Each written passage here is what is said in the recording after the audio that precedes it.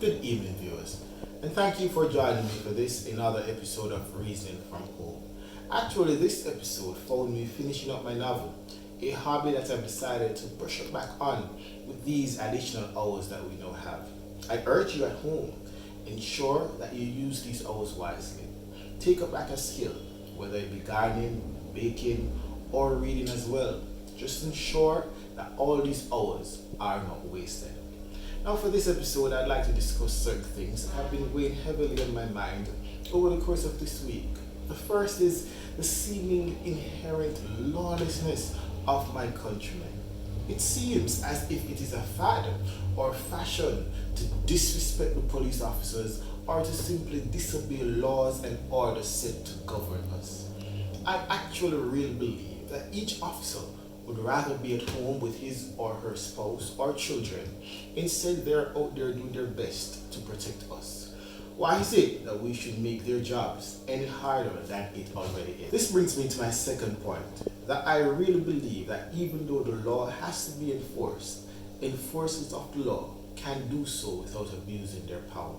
I hear many stories and I see many videos in which it is evident that those tasked with enforcing the law are actually abusing the power bestowed onto them. It is imperative that a balance is struck and that those tasked to protect us do not become those who simply oppress us. This pandemic is not going to go away overnight. I was already of the opinion that we are going to have to learn to live with this crisis for a little bit longer.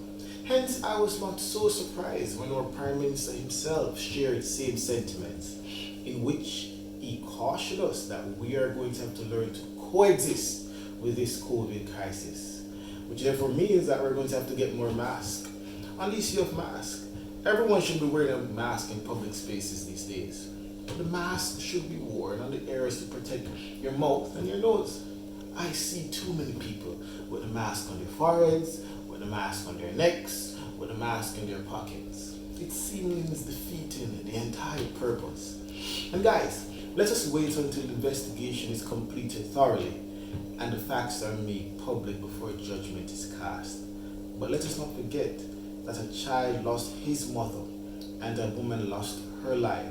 So let us ensure that whatever protocols is put in place following this situation will ensure that something like this will never ever in our country happen again. Until next week, continue to stay safe, stay vigilant, stay inside, and may God be with us all. Thank you.